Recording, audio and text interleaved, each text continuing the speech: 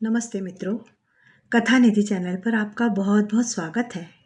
हमारी आज की कहानी का नाम है उत्सव। तो चलिए कहानी शुरू करते हैं। कल पूरा दिन बेटे से बात नहीं हो पाई थी, इसलिए उसने सुबह लैंडलाइन पर फ़ोन लगा दिया। जानती थी आज रविवार है, रजत घर पर ही होगा और जब वह घर पर होता है तो सबसे पहले दौड़कर वही फ़ोन उठाता है। माँ से तो इतनी जल्दी चला भी नहीं जाता। हुआ भी वही, फोन रजत नहीं उठाया। वह बोली, अरे शाम को तुम लोग कहाँ चले गए थे? मैं बार बार फोन लगा रही थी, कोई उठा नहीं रहा था। हम लोग ना कल संजना बुआ की शादी में गए थे। रजत ने एक एक शब्द पर जोर देते हुए कहा। संजना की शादी? क्या बात कर रहे हो? जरा दादी को फोन देना। तब तक माँ ने खुद ही फोन उठा लिया था। बोली, वो तो पगला है, शादी नहीं, हम लोग संजना की सगाई में गए थे। सगाई पर? एकदम एकदम कैसे? एकदम कहाँ बेटा, पिछले महीने वो लोग देखने आए थे ना, तभी तय हो गया था। तुम्हें गौतम ने बताया नहीं था क्या? भूल गए होंगे। मैं पूरा महीना मम्मी के यहाँ थी ना, कहते हुए उसने फ़ोन रख दिया। इसके बाद किसी से बात करने की इच्छा ही नहीं हुई। मन हो रहा था कि कमरे में जाकर चुपचाप पड़ी रहे, पर जानती थी मम्मी पापा नाश्ते के लिए प्रतीक्षा कर रहे होंगे, इसलिए नाश्ते की टेबल पर चली आई। किसकी सगाई की बात हो रही थी? मम्मी ने पूछा। संजना की। संजना? कौन? पापा ने पूछा। मेरी ननद, गौतम की चचेरी बहन। उसकी सगाई हो गई और तुझे खबर भी नहीं हुई? मम्मी बोली, कायदे से तो हमें भी निमंत्रण मिलना चाहिए था, पर जब घर की बहू को ही नहीं बुलाया तो हम लोग क्या लगते हैं? और अब तुम्हारी चाची सास पूरी बिरादरी में कहती फिरेंगी कि गौतम की बहू तो मायके में ही पड़ी रहती है, उसे ससुराल से कोई लेना देना नहीं है। 16 सोमवार वाली बात याद है ना? उस समय गलती हमारी थी।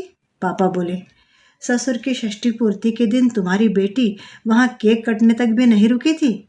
मैं सारे झंझट में से समय निकालकर दौड़ता भागता समधी जी को बधाई देने पहुंचा था। सोचा था लौटते समय बिटिया को लेता हूँगा, पर पता चला वह तो कब की जा चुकी है। मैं इतना शर्मसार हो गया था। पापा, मम्मी ने सुबह से इतनी बार फ़ोन किया था कि गौतम एकदम चिढ़ गए। बोले, तुम जाओ, यहाँ हम सब लोग निपट लेंगे। मुझे बिना बताए टैक्सी बुलवा ली। घर में इतने लोग थे, सबके सामने बहस करना अच्छा नहीं लगा। अपने यहाँ कार्यक्रम तो शाम का था ना। पापा मम्मी से बोले, फिर उसे सुबह से बुलाने की क्या ज़रूरत थी? उन लोगों ने अपने कार्यक्रम के कारण डिनर का प्रोग्राम कैंसिल कर दिया था। वर्किंग डे होने के बावजूद उन्होंने लंच का कार्यक्रम रखा था। उस दिन की याद आते ही पापा का गुस्सा फिर भड़क उठा था। पर उसी दिन करने की क्या जरूरत थी? अगले दिन भी तो कर सकते थे। तुम सोमवार का उद्यापन मंगलवार को कर सकती थी। अरे हर तिथि का अपना महत्व होता है। जन्मदिन उसी तारीख को मनाया जाता है। केक काटने के बाद परिवार की स्त्रियों ने उनकी आरती उतारी थी, पर इस कार्यक्रम में घर की बहू नदारत थी। सबने मन में क्या सोचा होगा? यह सोच सोचकर मैं दुखी हुआ जा रहा था। आखिर उसे सुबह से बुलाने की क्या आवश्यकता थी? अरे सुबह से ना बुलाती तो क्या करती? घर में कितना काम था, सब उसे समझाना था। नेक दस्तूर व सामान संभलवाना था। हलवाई के लिए सामान निकालना था। पंगत के लिए दरी लगवानी थी। मैं 4 बजे पूजा में बैठ जाती तो यह सब उसे कौन बताता? तुमने उसके भरोसे यह कार्यक्रम किया था क्या? तो और मेरे पास कौन है? मम्मी ने अपना ट्रम्प कार्ड निकाला। पिंकी वहां से उठ गई। वह जानती है कि अब रोना धोना शुरू हो जाएगा। उसकी भावनाओं को कितनी ठेस पहुंची है, इसकी किसी को परवाह नहीं है। मम्मी अपनी शिकायतों का पिटारा खोलकर बैठ जाएंगी। उस दिन गौतम खाना खाकर आए थे, इस बात को मम्मी ने अभी तक क्षमा नहीं किया है। 16 सोमवार के उद्यापन में आने वाले भी व्रत रखते हैं दिन भर, पर गौतम का तर्क था, मेरे घर में फंक्शन था, मैं वहां से बिना खाए कैसे आता? मम्मी ने कहा, अच्छा हुआ मैंने 2-3 एक्स्ट्रा जोड़े न्योत रखे थे, नहीं तो मेरा व्रत ही खंडित हो जाता। वैसे दामाद को खिलाने का पुण्य नहीं मिला तो नहीं मिला। पूरी दोपहर विचारों में खोई अपने कमरे में वो पड़ी रही। खाने का बुलावा आया तो मुंह बनाकर चली आई। मम्मी चिल्लाती रह गई। समझ में नहीं आ रहा था कि जो कुछ हुआ उससे वह दुखी है या नाराज या दोनों। रह रहकर उस दिन वाली घटना याद आ रही थी। उसका परिणाम ऐसा होगा यह तो सोचा ही नहीं था। वह अपने आप को ही कोस रही थी। उस दिन भैया भाभी यूएस के लिए रवाना होने वाले थे। सुबह सुबह पापा के पास गौतम का फोन आया था। सब लोग एयरपोर्ट कैसे जाएंगे? पापा ने बताया कि एक गाड़ी है, एक कर लेंगे। तब गौतम बोला, चिंता ना करें, मैं अपनी गाड़ी लेकर पहुंच ही रहा हूँ। पापा तो एकदम गदगद हो गए थे। फिर गौतम का उसके पास फोन आया था, अगर घर आने का मन है तो सामान तैयार रखना, एयरपोर्ट से लौटकर हम लोग तुम्हारा सामान लेते हुए घर आ जाएंगे। मना करने का तो कोई सवाल ही नहीं था। उसे पिहराए वैसे भी 25 दिन हो गए थे। केवल एक दिन के लिए बीच में घर गई थी, जब उसकी सास ने इन लोगों को खाने पर बुलाया था। मम्मी का आग्रह था कि जब तक भैया भाभी है वह वहीं रहे। उसने सोचा शाम को तो भैया भाभी चले ही जाएंगे, वह भी गौतम के साथ निकल जाएगी। वह जितना अपनी माँ को जानती थी, उससे यह तो अंदाजा था कि यह काम इतना सरल नहीं है, पर असंभव होगा यह नहीं सोचा था। एयरपोर्ट से लौटकर पापा ने मम्मी को उतारा और वह गाड़ी पार्क करने चले गए। अपनी गाड़ी से उतरकर वह भी गौतम और रजत के साथ घर में दाखिल हुई। देखा डाइनिंग टेबल पर सिर रखकर मम्मी फूट फूट कर रो रही है। ये रोने का कार्यक्रम शायद रास्ते से शुरू हो गया था। वह कुछ क्षण मम्मी को देखती रही, फिर धीरे से अपना और रजत का बैग लेकर आई और सहमे से स्वर में बोली, मम्मी मैं निकल रही हूँ। मम्मी ने सर उठाया, उनकी गीली आंखों से जैसे अंगार बरसने लगे। अच्छा, तुमने भी मुहूर्त निकाल लिया? जाओ, सब लोग जाओ, अब कभी वापस मत आना। मेरे मरने की खबर मिले तब भी नहीं। फिर आकाश की ओर हाथ उठाकर बोली, भगवान ऐसी पत्थर दिल बेटी दुश्मन को भी ना नसीब हो। उसने असहाय भाव से पति की ओर देखा। वह भी यह नाटक देख रहे थे। उनके आंखों में घोर वितृष्णा थी। रजत का बैग उठाकर वे बोले, मैं इसे ले जाता हूँ, इसकी पढ़ाई बर्बाद हो रही है। तुम्हारी जब मर्जी हो आ जाना। दरवाजे पर ही पापा से भेंट हो गई। अरे आप चल दिए हैं, चाय तो पी कर जाते, पापा ने कहा, पर वह नहीं रुके, बस सॉरी कहकर चल दिए। पापा ने भीतर आकर माहौल देखा तो समझ गए, ऐसे में गौतम रुक कर भी क्या करते। रजत चला गया? पापा ने पूछा। हाँ पापा, पढ़ाई का काफ़ी नुकसान हो रहा था। अपना बच्चा क्लास में पीछे रह जाए तो अच्छा नहीं लगता ना। वैसे भी पलक और पुनीत के जाने के बाद वह यहाँ बोर ही होता। अपना सूटकेस उसने प्रयत्नपूर्वक छुपा दिया था कि बाकी ड्रामे का पापा को पता न लगे। उस दिन के बाद पति पत्नी के बीच संवाद ही खत्म हो गया था। शायद संजना की सगाई के कारण ही वह उसे घर ले जाना चाहते थे, पर वह साथ नहीं गई तो उन्होंने या किसी ने भी उसे बताना या बुलाना ज़रूरी नहीं समझा। वह अपने आप को बहुत उपेक्षित महसूस कर रही थी। इस विसंवाद को किसी तरह समाप्त करना ही होगा। इसके लिए उसे ही पहल करनी पड़े तो कोई बात नहीं। इतनी छोटी सी बात को प्रतिष्ठा का प्रश्न बनाना भी ठीक नहीं है। शाम को उसने गौतम को फ़ोन लगाया। कहना चाहती थी कि कल ऑफिस से लौटते हुए मुझे ले जाइएगा, पर फ़ोन उठाते ही उन्होंने बड़े सपाट स्वर में कहा, बोलो। कोई आवेश नहीं, ऊष्मा नहीं, ऐसे में कोई क्या कहे। प्रियंका जी फ़ोन पर हो ना, तो जल्दी बोलो, क्या बात है? यहाँ ढेर सारा काम पड़ा है। कैसा काम? संजना के ससुराल वाले डिनर पर आ रहे हैं, ज़रा हॉल ठीक करना है, टेबल सजाना है। उसे झटका सा लगा, फिर भी उसने कहा, और खाना माँ अकेले सब कर रही है? नहीं, विमला मौसी को शाम को ही बुला लिया है, फिर चाची भी रहेंगी। वो लोग भी आ रहे हैं?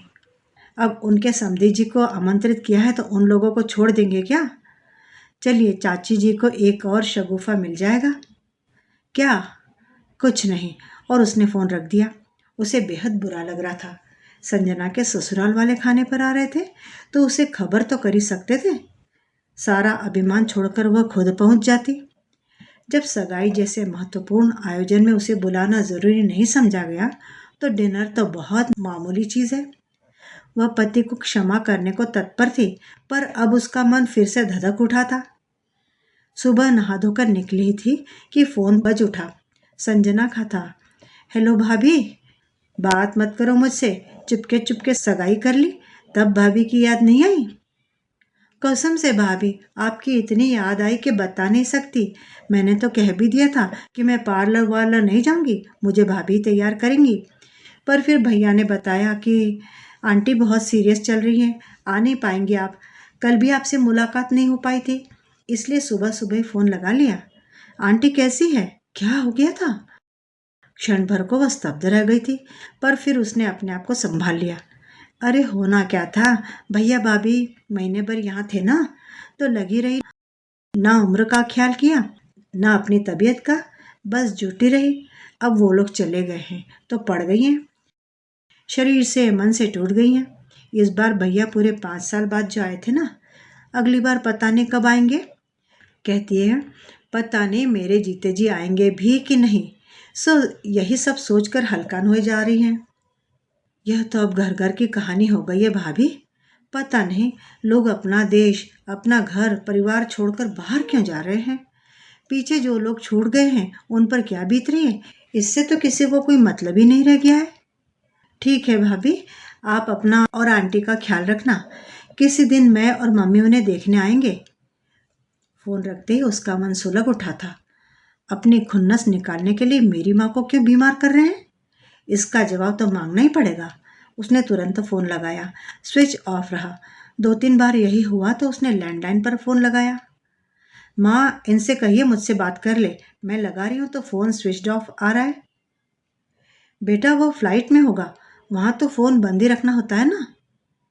फ्लाइट में? कहाँ गए हैं? मद्रास। वो क्या नया नाम है, मुझे याद नहीं रहता। मद्रास किस लिए? ऑफिस के काम से गया है। कितने बजे की फ्लाइट थी? क्या पता, घर से तो सुबह ही निकल गया था। उसे इतनी झुंझलाहट हुई। ये कोई जवाब हुआ? सुबह ही निकल गया था?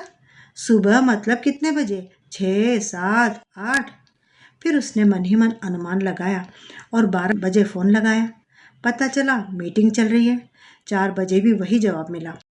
8 बजे डिनर चल रहा था। दूसरे दिन भी इसी की पुनरावृत्ति हुई। तीसरे दिन शाम उसने 6 बजे का समय चुना। हाँ बोलो, उधर से जवाब आया। आप क्या किसी मॉल में खड़े हैं? कितना शोर हो रहा है। मैं साड़ियों की दुकान में खड़ा हूँ, और साड़ियों की दुकान में औरतें होती है, और जहाँ औरतें होती हैं वहाँ तो शोर होता ही है।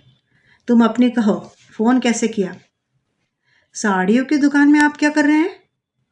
साड़ियों की दुकान में कोई क्या करता है? साड़ी खरीद रहा हूँ। उसका मन एकदम लहलहा उठा, पर दूसरे क्षण उसकी खुशी काफुर हो गई। गौतम कह रहे थे, माँ ने कहा था वहाँ जा ही रहे हो तो संजना के लिए साउथ की अच्छी सी साड़ी ले आना, अगले महीने उसकी शादी है ना। उसका मन एकदम बुझ गया। फिर भी उसने उत्सुकता का नाटक करते हुए कहा, साड़ी ले ली? दिखाइए कैसी है।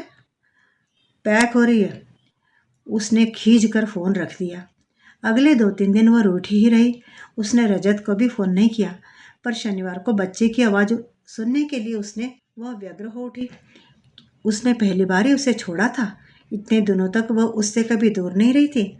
उसे इतवार को अपने पास बुलाने का उसका मन हो आया। उसने घर फ़ोन लगाया। उसकी सास ने उठाया। माँ, रजत कहाँ है? ज़रा उसे फ़ोन दीजिए। बेटा वह पार्क में गया है। पार्क में? अकेले? अकेले कैसे भेज देंगे? उसके दादाजी साथ गए हैं। पर बाबूजी इतनी दूर ऑटो में गए हैं। ऑटो में ही आएंगे क्या? क्या है बेटा, दिन भर तो खेलकूद में निकल जाता है, पर तुम दोनों नहीं होते तो शाम को थोड़ा उदास हो जाता है रजत, इसीलिए। यह अभी चेन्नई से लौटे कि नहीं? कब से? मेरे ख्याल से तो बुधवार को ही आ गया था। बुधवार शाम को ही तो बात हुई थी साड़ियों की दुकान में, पर उस समय वापसी के बारे में कुछ नहीं बोले थे। तुम्हें नहीं पता था क्या? सास का यह सवाल उसने जानबूझकर अनसुना कर दिया और बोली, फिर आज कहाँ गए हैं? आज वह अपने स्टाफ को पार्टी दे रहा है। किस खुशी में? उसने तो व्यंग में पूछा था, पर माँ बोली, खुशी की तो बात ही है, उसका कोई बड़ा सा प्रोजेक्ट मंजूर हो गया है। कह रहा था सब लोगों ने बहुत मेहनत की, इसलिए पार्टी दे रहा है। पूरे स्टाफ को पार्टी दे रहे हैं, मतलब कोई बड़ी अचीवमेंट होगी। इतनी बड़ी खुशी पत्नी से शेयर करने का मन भी नहीं हुआ उसका। यह किस बात का संकेत है? रविवार के दिन उसने रजत को फिर से फ़ोन लगाया। छुट्टी का दिन था, जानती थी देर से उठेगा, इसीलिए 9 बजे के करीब फ़ोन लगाया। फ़ोन रजत की दादी ने उठाया। बताया कि वह पिकनिक पर गया है। कहाँ? किसी पानी वाली जगह पर तो नहीं गया है? नहीं तो टीचर लोग बात करते रह जाएंगे। वह स्कूल की पिकनिक पर नहीं गया है। गौतम का एक दोस्त सपरिवार ऑस्ट्रेलिया से आया है। यहाँ के कुछ दोस्तों ने मिलकर फैमिली पिकनिक प्लान की है। डैम साइड पर कोई नया होटल खुला है, वहीं गए हैं। पता है उसे, पिछली शादी की सालगिरह उन लोगों ने वहीं तो मनाया था। पर पिकनिक के लिए गौतम को उसकी याद नहीं आई? क्या सचमुच अपने जीवन से गौतम ने उसे निष्कासित कर दिया है? नाश्ते के लिए बुलावा आया तो वह चुपचाप जाकर बैठ गई। उसका चेहरा देखकर पापा ने पूछा, रजत से बात नहीं हुई क्या? वह पिकनिक पर गया है, उसने बुझे स्वर में कहा। यह मौसम ही पिकनिक का है, बच्चे खूब एंजॉय करते हैं, तुम भी एंजॉय करो। संडे का स्पेशल नाश्ता है और चिंता बिल्कुल नहीं करना, वो लोग खूब अच्छे से ख्याल रखते हैं। मुझे तो इतना आश्चर्य होता है, हमसे एक बच्चा नहीं संभलता और वे लोग इतने सारे बच्चों को पता नहीं कैसे कंट्रोल कर लेते हैं। उसने यह नहीं बताया कि रजत कौन सी पिकनिक पर गया है। वह चुपचाप संडे का स्पेशल नाश्ता यानी कि समोसा और जलेबी एंजॉय करने की कोशिश करने लगी। तुम खा रही हो कि चुग रही हो? कुछ देर बाद मम्मी ने टोका। घंटे भर से जलेबी का एक टुकड़ा दांतों में दबाए बैठी हो, ध्यान कहाँ है तुम्हारा? तुम कैसी माँ हो? पापा ने कहा। तुम्हें इतनी सी बात समझ में नहीं आती? अपने 32 साल के बेटे के लिए रो धोकर घर भर देती हो। उसका इतना नन्हा सा बच्चा आज 10 दिनों से उसने देखा नहीं है, उसे याद नहीं आएगी क्या? तो भेजने की क्या जरूरत थी? उसकी पढ़ाई का ऐसा हव्वा बना रखा है जैसे बीए की पढ़ाई हो। मम्मी, एक बार बच्चों को स्कूल ब्रेक करने की आदत हो जाती है तो बहुत मुश्किल होती है। और बीए का नहीं सही, जो भी है उसके लिए तो वही पढ़ाई भारी है। तुम एक काम करो बेटा। क्या पापा? यहाँ आसपास कोई अच्छा सा प्ले स्कूल हो तो वहाँ उसका एडमिशन करवा दो। जब यहाँ रहोगी वह स्कूल में जाया करेगा। इससे यह होगा कि उसकी पढ़ाई भी बर्बाद नहीं होगी और बच्चा भी पास में बना रहेगा। क्या बात कर रहे हैं पापा, ऐसा कभी होता है क्या? ऐसा करना पड़ेगा क्योंकि तुम्हें तो यहाँ आते ही रहना है। पापा टूर पर हो तो तुम्हें आना है, मम्मी का माइग्रेन सर उठाए तो तुम्हें आना है, मम्मी की किट्टी पार्टी है तो तुम्हें आना है, मम्मी के घर सुंदरकांड है तो तुम्हें आना है। इन शॉर्ट, इस अंजुमन में आपको आना है बार बार। यह आखिरी पंक्ति पापा ने अत्यंत बेसुरी आवाज में हाव भाव सहित अदा की। पिंकी को तो हंसी आ गई, पर माँ एकदम चिढ़ गई। मेरा मजाक बना रहे हो ना? मैं नाचिस तुम्हारा क्या मजाक बनाऊंगा? तुम खुद एक बड़ा मजाक बनी हुई हो।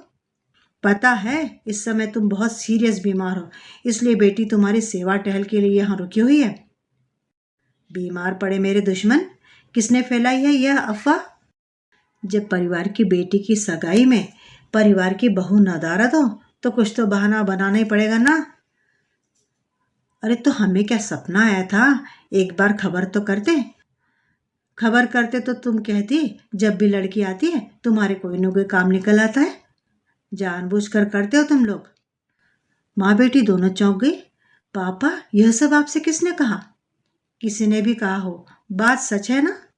क्या हुआ था? पिंकी ने एक बार माँ की ओर देखा और बोली, माँ की एक सहेली कनाडा से आई थी, उन्हें डिनर पर बुलाया था। नेचुरली वो मुझे और रजत को भी देखना चाहती थी, इसलिए ऑफिस जाते समय गौतम ये कहने आए थे कि शाम को तैयार रहना, मैं ऑफिस से आते समय दोनों को लेता जाऊंगा, सुबह ऑफिस जाते हुए छोड़ जाऊंगा। फिर मम्मी ने मना कर दिया। क्यों? अरे उस दिन मेरे यहाँ भी तो कार्यक्रम था। शाम को मैंने पंकज और पल्लवी के लिए पार्टी रखी थी, सारे रिश्तेदारों और मोहल्ले वालों को बुलाया था, मम्मी ने कहा। अरे तो उसके लिए पिंकी को रोकने की क्या जरूरत थी? वो तो उन लोगों से मिलती रहती। और मैं कहाँ गया हुआ था?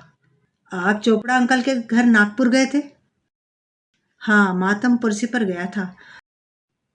तो फिर गौतम लेने नहीं आया तुम्हें? पर तुम्हें तो अपने घर का पता मालूम है, टैक्सी करके खुद ही चली जाती। चली तो जाती पर पर क्या? मम्मी तांडव मचा देती, यही ना? पापा ने कहा। भैया भाभी इतने दिनों बाद आए थे पापा, उनके सामने तमाशा हो जाता तो अच्छा नहीं लगता। काश इतनी फिक्र तुम्हें अपनी सास की होती। उस दिन तुम चली जाती तो उनका मन भी रह जाता और मान भी। अपनी सास को खुश करने का सुनहरा अवसर तुमने गंवा दिया। Very sorry. अब बस भी कीजिए, तब से जुटे हैं उपदेश देने के लिए। इसके लिए यही समय मिला है? लड़की बेचारी एक कौर नहीं खा पाई है। मत खाने दो, एक दिन नहीं खाएगी तो दुबली नहीं हो जाएगी, पर सच तो सुनना ही पड़ेगा, चाहे कड़वा ही क्यों ना हो। पिंकी, 3 बजे मम्मी ने आवाज़ दी। बेटा ज़रा चाय तो बना दे, तब तक मैं तैयार हो जाती हूँ। इतनी दोपहर में कहाँ जा रही हो? शुक्ला जी के यहाँ सुंदरकांड है, तू भी चल, मन शांत हो जाएगा तेरा। मेरी चिंता मत करो, मैं बिल्कुल शांत हूँ। पर इतवार को सुंदरकांड कौन रखता है? मिसेस शुक्ला जॉब में है ना, उन्हें शनिवार की भी छुट्टी नहीं होती। अच्छा तो है, उसी बहाने घर में रहने वाले पतियों को थोड़ी शांति मिल जाती है। पापा की इस बात पर मम्मी पलटवार करती, इससे पहले उसने कहा, अब बहसबाजी में मत पड़ो और तैयार हो जाओ। भगवान की चर्चा में जा रही हो तो शांत मन से जाओ, मैं चाय बना रही हूँ। मम्मी के जाने के बाद उसने पापा को आवाज़ दी, सॉरी पापा, मैंने आपकी भी चाय बना दी, आ जाइए। इतनी जल्दी? पापा ने बाहर आते हुए कहा। दरअसल मुझे आपसे कुछ ज़रूरी बात करनी है। हनुमान जी ने मेरी प्रार्थना सुन ली है और कम से कम 2 घंटे के लिए मम्मी को बाहर भेज दिया है, इसलिए प्लीज़ बैठ जाइए। ठीक है, बोलो, पापा ने अपना चाय का कप उठाते हुए कहा। पापा, सुबह से मैं उदास ज़रूर थी, पर रजत के लिए नहीं, वो तो मज़े में है। मैं घर में नहीं होती तो उसके खूब लाड़ होते हैं, वो मुझे याद तक नहीं करता है। वह चुप हो गई। पापा उसके अगले वाक्य की प्रतीक्षा करने लगे। पापा, इन दिनों मुझे ऐसे लगने लगा है कि मैं उस घर के लिए, उन लोगों के लिए गैर ज़रूरी हो गई हूँ। मतलब देखिए, संजना की सगाई हुई, मुझे खबर भी नहीं की गई। अगले दिन उसके ससुराल वाले डिनर पर थे, मुझे बताया भी नहीं गया। गौतम चेन्नई गए थे, मुझे माँ से पता लगा। वह कब लौटे यह भी मुझे मालूम नहीं था। कल रात उन्होंने अपने स्टाफ को एक पार्टी दी, उनका कोई बड़ा प्रोजेक्ट पास हो गया था। उस खुशी में उन्होंने मुझे शामिल नहीं किया अपनी खुशी में, और आज तो हद ही हो गई है। आज आज क्या हुआ? पापा, रजत स्कूल की पिकनिक पर नहीं गया है। इनके एक एनआरआई मित्र सह परिवार शहर में अपने घर आए हुए हैं, तो दोस्तों ने मिलकर आज एक फैमिली पिकनिक का आयोजन किया है। उसमें भी इन्होंने मेरा रहना ज़रूरी नहीं समझा। कहते कहते रो ही पड़ी वह। ओह! पापा कुछ क्षण चुप रहे, फिर बोले, बेटा, तुम्हारी शादी को कितने साल हो गए? 6। क्या? इतने सालों में तुमने घर में अपने लिए क्या कोई जगह बनाई? मैं समझी नहीं पापा। बेटा, तुम घर से 2 दिन के लिए, 4 दिन के लिए, 10 दिन के लिए और अब महीने भर से बाहर हो, पर इससे घर वालों को कोई फर्क ही नहीं पड़ा। किसी को तुम्हारी कमी नहीं लगती? तुम्हारे बिना कोई काम नहीं रुकता? तुम्हें कोई भी, यहाँ तक कि तुम्हारा बेटा भी तुम्हें याद नहीं करता? इसका मतलब यह है कि तुम बहुत पहले से उस घर के लिए, उन लोगों के लिए गैर जरूरी हो गई हो। बस इसका एहसास तुम्हें अब हुआ है। पिंकी फटी फटी आंखों से पापा को देखती रही। बेटा, गृहिणी वही होती है जो अगर एक दिन भी घर में ना रहे तो हाहाकार मच जाता है। तुम्हें याद है, पिछले साल जब गौतम की नानी माँ नहीं रही थी और तुम्हारी सास 10 एक दिनों के लिए गांव चली गई थी, तब घर में कैसी अफरा तफरी मची थी? याद मत दिलाइए पापा, मैं तो उन दिनों एकदम पगला गई थी। उस समय के कुछ किस्से तो तुमने ही मुझे सुनाए थे बेटी। तुम्हें यह भी नहीं पता था कि रोज घर में कितना दूध लिया जाता है, धोबी के कपड़े कौन सी कॉपी में लिखे जाते हैं, यह भी तुम्हें नहीं मालूम था। हर पूर्णमासी को पंडित के यहाँ सीधा जाता है, यह बात भी तुम्हें ससुर जी ने याद दिलाई थी। और एक दिन घर में आटा खत्म हो गया था तो तुम्हें यही पता नहीं था कि आटा घर में रेडीमेड आता है कि गेहूँ पिसवाया जाता है। तुम्हारी विमला मौसी ने स्टोर रूम से गेहूँ निकाल कर दिए थे और शाम को अपने बेटे को गेहूँ पिसवा लाने के लिए भिजवा दिया था। शादी के 5 साल बाद भी घर के बारे में तुम्हें इतनी कम जानकारी थी? यह गर्व करने की बात थी या शर्म करने की, ये तुम ही सोचो। वो दिन भर माँ ही लगी रहती ना पापा, इसीलिए तो। और क्या करेंगे बेचारी, कोई हाथ बटाने वाला हो तो। तुमने कभी कहा कि सुबह का नाश्ता मैं बनाऊंगी या कि शाम का खाना मुझ पर छोड़ दीजिए? और तुमने कह भी दिया तो वो भरोसा कैसे करेंगी? आधे दिन तो तुम घर से गायब रहती हो। वह गांव से लौटे नहीं कि तुम यहाँ चली आई। अच्छा लगता है? पापा वो मम्मी मातमपुर से पर आई थी ना, तो बोली कि तुम बहुत थक गई होगी, 4 दिन चलकर आराम कर लो। तो तुम मना तो कर सकती थी ना, कह सकती थी कि मेरा अभी आना मुमकिन नहीं है। मम्मी जी अभी इतने दुख भरे वातावरण से आई हैं, मैं उन्हें अकेला नहीं छोड़ सकती। तुमने अपने घर की समस्याओं को कभी प्राथमिकता दी ही नहीं। कभी नहीं कहा कि माँ के नवरात्र के उपवास चल रहे हैं, मैं घर में रहना चाहती हूँ। घर में रंग रोगन चल रहा है, मैं घर नहीं छोड़ सकती। बाबूजी के दोस्त खाने पर आ गए हैं, मुझे माँ का हाथ मुटाना है। तुमने इस तरह कभी सोचा ही नहीं। बस मम्मी का फोन आया तो तुम दौड़ी चली आई हो। अरे मम्मी फोन पर रोने लगती है तो फिर वह तुम्हारी कमजोरी समझ गई है, इसीलिए तुम्हारा इमोशनल ब्लैकमेल करती रहती है। एक आध बार उन्हें निग्लेक्ट करो, कोल्ड शोल्डर दो उन्हें, समझ जाएंगी। एक और बात, पंकज आया था, भाई बहन साथ रह ले, इस विचार से तुम्हें बुला लिया था, पर अब पंकज को गए भी 10-12 दिन हो गए हैं। ये मत समझो कि तुम्हारा यहाँ रहना मुझे बुरा लगता है। अरे मुझे बहुत अच्छा लगता है, तुम रहती हो तो दिन शांति से कट जाता है। पर बेटा मुझे बड़ा गिल्टी फील होता है, एक अपराध बोध लगता है। सामने वालों के सौजन्य का हम गलत फायदा उठा रहे ऐसा लगता है। पापा मैंने आपको बताया नहीं था, पर भैया गए ना, उस दिन एक कांड हो गया था। कांड? कैसा कांड? पिंकी ने हकलाते हुए सारी बात बता दी। पापा बहुत नाराज हुए। ये बात तुम मुझे अब बता रही हो? उस समय बताती तो मैं तुम्हें खुद ही घर छोड़ा था। तुम्हारी मम्मी के रोने धोने की परवाह मैं नहीं करता। गाड़ी पार्क करके लौट रहा था तो माथुर साहब मिल गए। थोड़ा बात करता रहा, लौटा तो गौतम रजत के साथ दरवाजे पर मिल गए। मैंने चाय के लिए कहा तो बड़ी रूखाई से सॉरी कहकर निकल गए। उस समय बहुत बुरा लगा था मुझे, वह रोष मेरे मन में बना हुआ था। उस दिन तुम्हें संजना की सगाई के बारे में बताया और तुम्हें उसमें नहीं बुलाया गया, इस बात का मुझे बहुत बुरा लगा। मैंने उनसे फोन पर बात की, तब उन्होंने कनाडा वाली मौसी का किस्सा सुनाया था। यह कांड वह फिर भी छुपा गए, यह उनका बड़प्पन है। मुझे इस बारे में पहले पता होता तो उनसे जवाब तलब नहीं करता। वह सिर झुकाए सुनती रही। अब क्या इरादा है? वह कुछ नहीं बोली। घर जाना चाहती हो ना? उसने एक बार पापा की ओर देखा और नजरें झुका ली। अपने घर जाने के लिए भी तुम्हें निमंत्रण की आवश्यकता है? वो चुप। देखो बेटा, रिश्ते को इतना भी मत खींचो कि वह तनाव झेल ही न सके और टूट जाए। रहीम का दोहा पड़ा है ना, टूटे से फिर ना जुड़े, जुड़े गांठ पड़ जाए। मेरी कुछ समझ में ही नहीं आ रहा पापा। तो मेरी समझ से काम लो। तुम अपना बैग तैयार कर लो, कल ऑफिस जाते समय मैं तुम्हें छोड़ता हुआ चला जाऊंगा।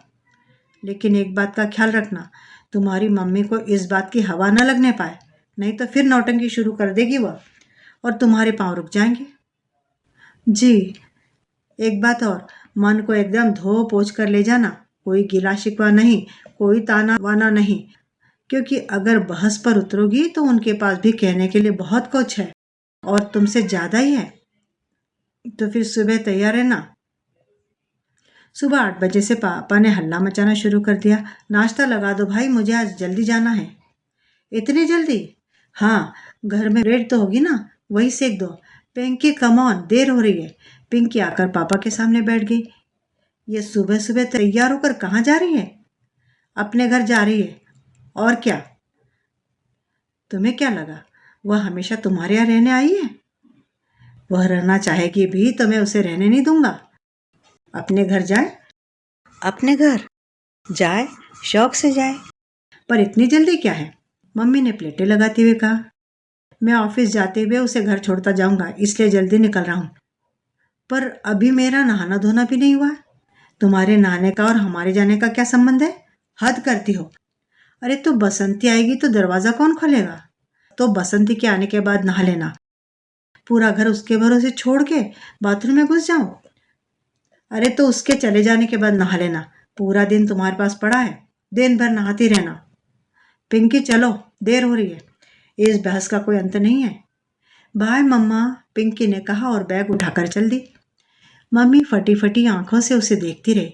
अगर वह गले लगा दी तो उनका रो पड़ना निश्चित था, इसलिए पिंकी ने दूर से ही टाटा कर लिया। गाड़ी में बैठने के बाद पिंकी ने कहा, पापा मुझे मम्मी की बहुत चिंता हो रही है, उन्हें काउंसलिंग की सख्त ज़रूरत है। भैया यहाँ है नहीं, इसलिए वो बहुत इनसिक्योर फील कर रही है और इसीलिए मुझे पकड़े रहना चाहती है।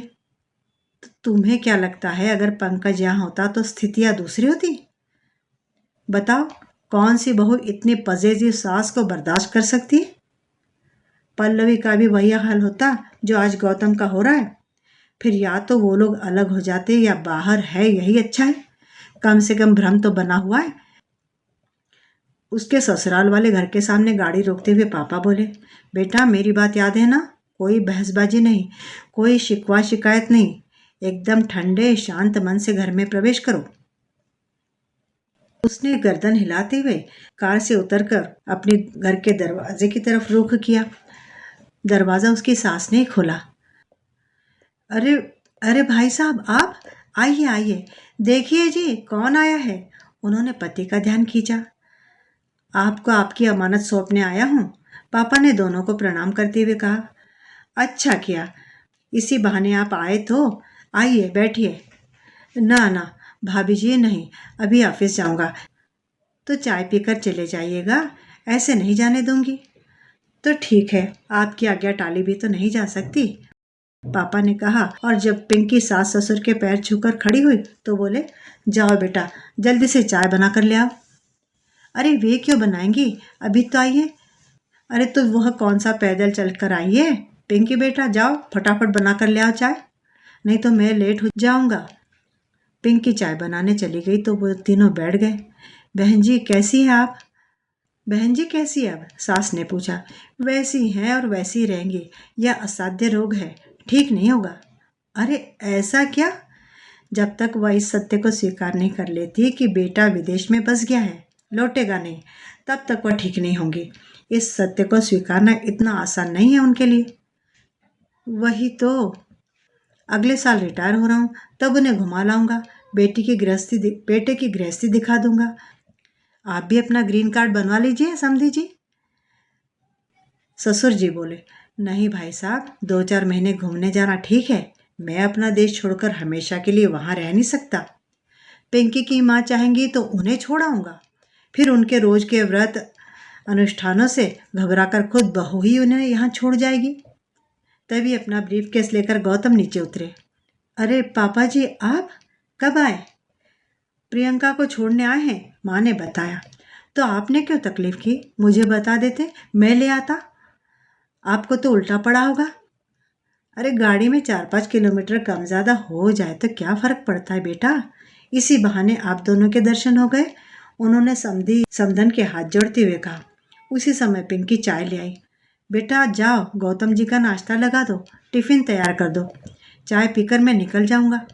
पिंकी समझ गई पापा उसे संकेत दे रहे हैं कि उसे किस तरह अपने घर में व्यस्त रहना है, स्थापित होना है। वैसे तो गौतम का नाश्ता भी तैयार था और टिफिन भी। आओ बेटा नाश्ता कर ले। गौतम और पापा के निकल जाने के बाद माँ ने कहा। जी मैं घर से करके ही चली थी, उसने प्लेटें लगाते हुए विनम्रता से कहा। थोड़ा सा हमारे साथ कर लो, मुझे मालूम है घर से चलते समय कुछ खाया नहीं जाता, बस मुंह झुटाया होगा। माँ ठीक ही कह रही थी, उसने सचमुच घर पर कुछ नहीं खाया था, उसे खाया ही नहीं गया था। पर उसका कारण था मम्मी पापा की जुगलबंदी। वह और पापा दोनों ही बस मुंह झुटाकर ही उठ लिए थे। माँ ने जैसे उसके मन को पढ़ते हुए कहा, मैं गौतम के साथ भाई साहब का भी नाश्ता लगा रही थी, पर वह जल्दी में थे, चाय के लिए ही बड़ी मुश्किल से राजी हुए। यहाँ से ऑफिस बहुत दूर पड़ता है ना मम्मी जी, करीब करीब दुगना। निकलने की जल्दबाजी के कारण आज पापा का टिफिन भी नहीं बन पाया था। बेचारे पापा, आज कैंटीन के खाने पर ही गुजारना होगा। 12 बजते रजत स्कूल से लौटा।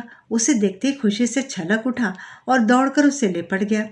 और थोड़ी ही देर के बाद उसकी रुलाई फूट पड़ी और वह हिचकियाँ ले लेकर रोने लगा। उसके भी आंसू निकल आए थे।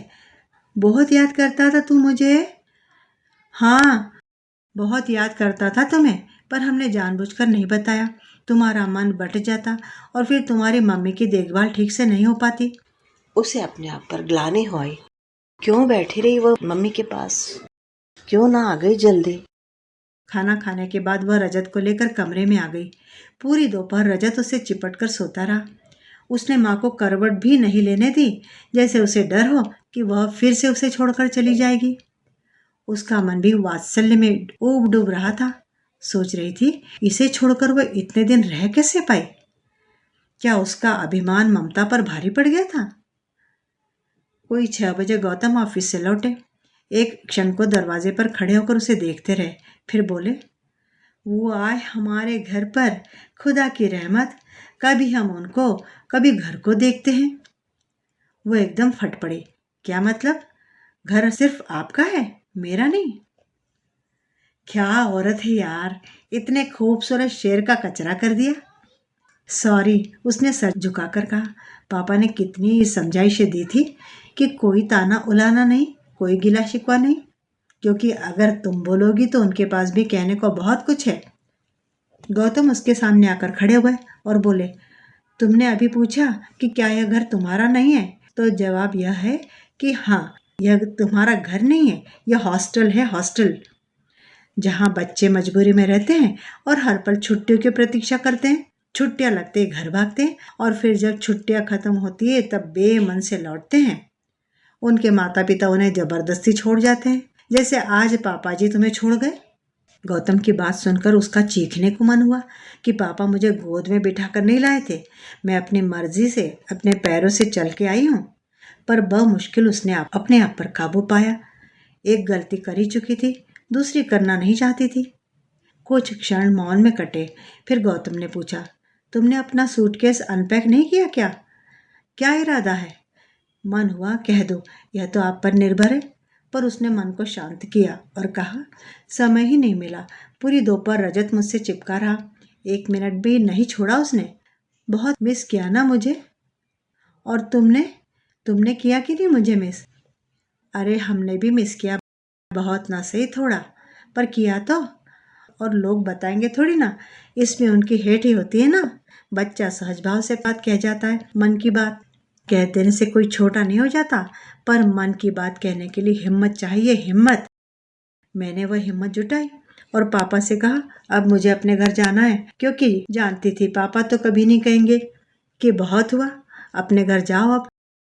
माताराम मान गई, उन्हें हवा ही नहीं लगने दी। जब चलते समय टाटा किया तब कहीं उन्हें पता चला, और आज मैंने दिन भर अपना फ़ोन भी स्विच ऑफ करके रखा है।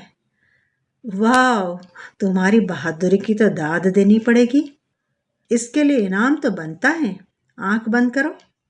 क्यों? कहा ना, आंख बंद करो। उसने आंखें बंद कर ली और धड़कते दिल से प्रतीक्षा करने लगी।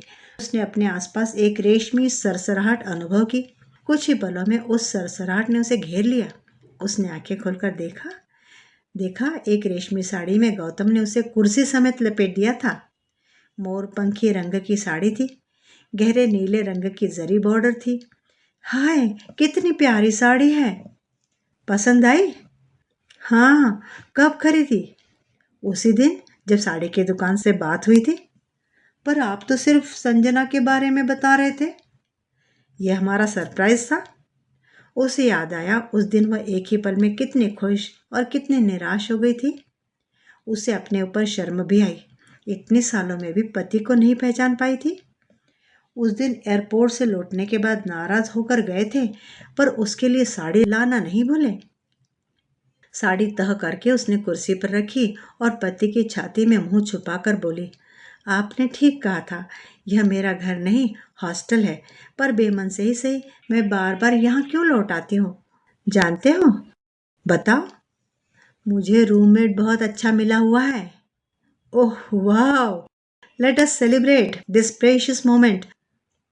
और फिर सेलिब्रेशन। जिंदगी एक बार फिर उत्सव बनने जा रही थी। तो मित्रों, यह थी कहानी उत्सव। उम्मीद करती हूँ कि कहानी आपको ज़रूर पसंद आई होगी और कहानी की शैली से आप समझ ही गए होंगे कि यह कहानी मालती जोशी जी की लिखी हुई कहानी है।